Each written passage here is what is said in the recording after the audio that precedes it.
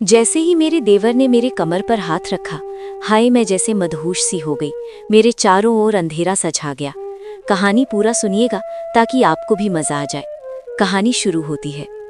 गांव की सुबह हमेशा एक जैसी होती है। मंदिर की घंटी, मस्जिद की आजान, बैलों की घंटियों की आवाज और औरतों के पावों में छनछनाती पायल। लेकिन उस सुबह मेरे भीतर कुछ टूटा हुआ था। मैं अमन, इस घर में सिर्फ एक देवर था और वो सीमा भाभी, इस घर की बहू। रिश्ते साफ थे, नाम तय थे, हदें लिखी हुई थी, पर जो लिखा नहीं होता वही अक्सर सबसे ज्यादा जोर से दिल में उतरता है। भाभी जब पहली बार इस घर में आई थी तो उनके चेहरे पर एक ऐसी शांति थी जो आदमी को खुद से सवाल पूछने पर मजबूर कर दे। शांत आंखें, सधी हुई हंसी और हर बात में एक ठहराव। भैया रवि उन्हें लेकर जैसे गर्व से भरे रहते थे। शुरुआत में सब कुछ वैसा ही था जैसा होना चाहिए। मैं कॉलेज जाता, शाम को खेत पर चला जाता और रात में अपने कमरे में बंद होकर किताबों में डूब जाता। लेकिन रिश्ते तब उलझते हैं जब जिंदगी अचानक खाली होने लगती है। भैया को शहर में नौकरी मिल गई। पहले हफ्ते, फिर महीने और फिर महीने साल में बदलने लगे। भाभी गांव में रह गई, अकेली नहीं पर अधूरी। घर बड़ा था, लोग कम। सास ससुर अपने काम में व्यस्त और मैं अक्सर वहीं होता जहां भाभी की खामोशी होती।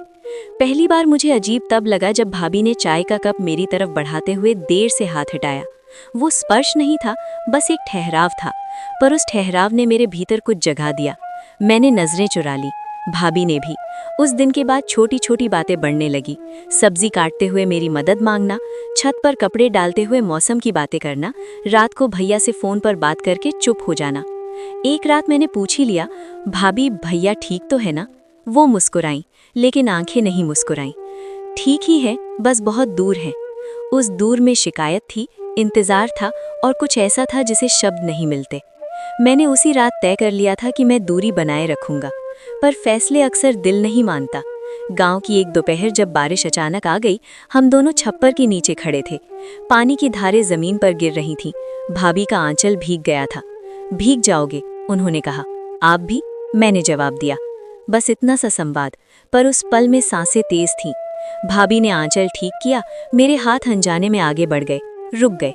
वो भी रुक गईं। कुछ नहीं हुआ, पर बहुत कुछ हो गया। उस रात नींद नहीं आई।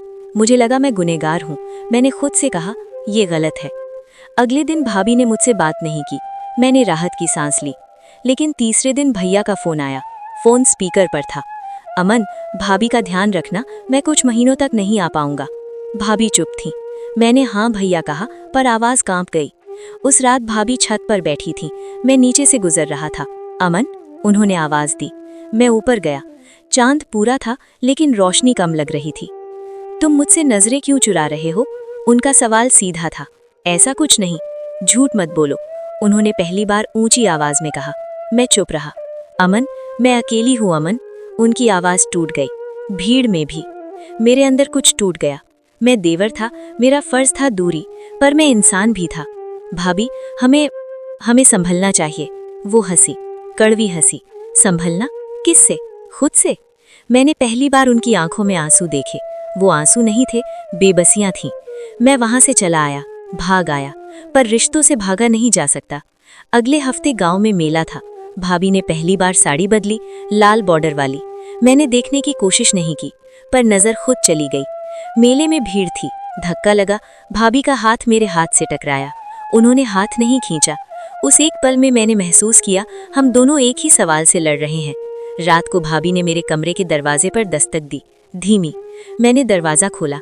मैं अंदर आ सकती हूँ? उनकी आवाज में डर था। मैं हट गया। कमरे में खामोशी थी। दीवार घड़ी की टिक टिक बहुत तेज लग रही थी। अगर तुम नहीं चाहते तो मैं चली जाऊं, उन्होंने कहा। मैंने जवाब नहीं दिया। वो रुकी रही। हमारे बीच बस 2 कदम का फासला था, पर वो 2 कदम पूरी जिंदगी जितने भारी थे। अमन, उन्होंने कहा, कभी कभी रिश्ते नाम से बड़े हो जाते हैं।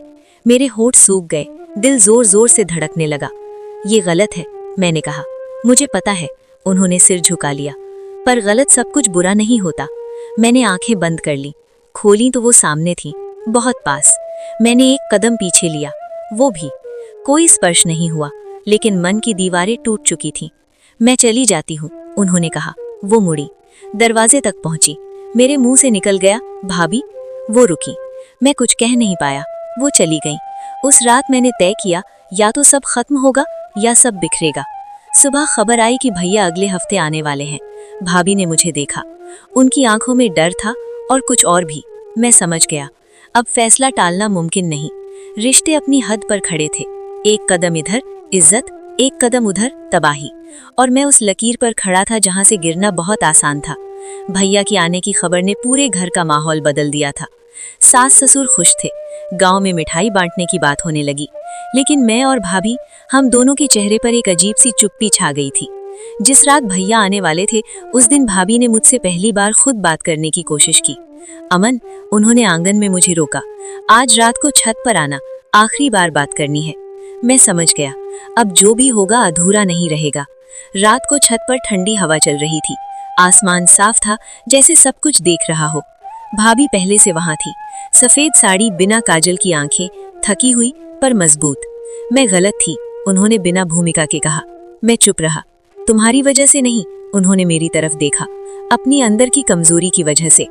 मैंने पहली बार राहत की सांस ली, पर दर्द अभी बाकी था। अकेलापन आदमी से अजीब फैसले करवा देता है, उन्होंने कहा, और मैं उस अकेलेपन में डूब गई थी।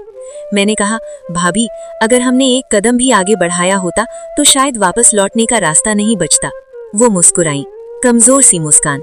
इसलिए आज बुलाया, ताकि हम यहीं रुक जाएं। कुछ देर चुप्पी नहीं, फिर उन्होंने मुझसे वो बात कही जिसकी मुझे उम्मीद नहीं थी। कल जब रवि आएगा तो मैं शहर उसके साथ चली जाऊंगी, अब यहाँ नहीं रहूंगी।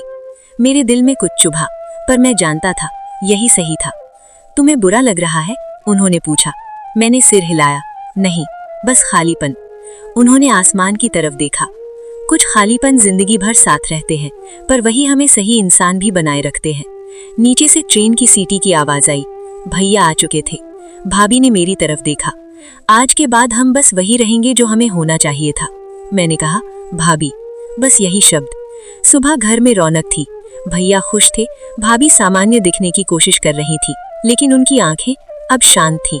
नाश्ते के बाद भाभी ने सबके सामने कहा, मैं रवि के साथ शहर जाना चाहती हूँ, अब वहीं रहूंगी। किसी ने सवाल नहीं किया, सबने इसे अच्छा फैसला माना। भैया ने मेरा कंधा थपथपाया, अमन, तू घर संभाल लेना। मैं मुस्कुरा दिया, पर अंदर कुछ टूटकर बिखर गया। शाम को भाभी ने अपना सामान बांधा। केवल जाते जाते उन्होंने मेरे कमरे के दरवाजे पर रुककर कहा, धन्यवाद। किस लिए, मैंने पूछा। मुझे मेरी हद याद दिलाने के लिए। बस इतना कहकर वो चली गई। गाड़ी चली, धूल उड़ी, और एक रिश्ता जो कभी नाम से आगे बढ़ने वाला था वहीं रुक गया। समय बीतता गया, मैंने पढ़ाई पूरी की, नौकरी मिली, शहर चला गया। कभी कभी त्योहार पर भैया भाभी मिलते हैं। भाभी अब खुश है, पूरी। वो मुझे भाई कहकर बुलाती हैं, और उस शब्द में अब कोई बोझ नहीं होता। रात को कभी कभी छत पर वही चांद दिखता है, हवा वही ठंडी होती है, लेकिन मैं जानता हूँ, कुछ रिश्ते अगर टूटने से बच जाएं, तो उनका बच जाना ही सबसे बड़ा प्यार होता है। हमने हदें पार नहीं की, और शायद इसीलिए आज जिंदा है, इज्जत के साथ।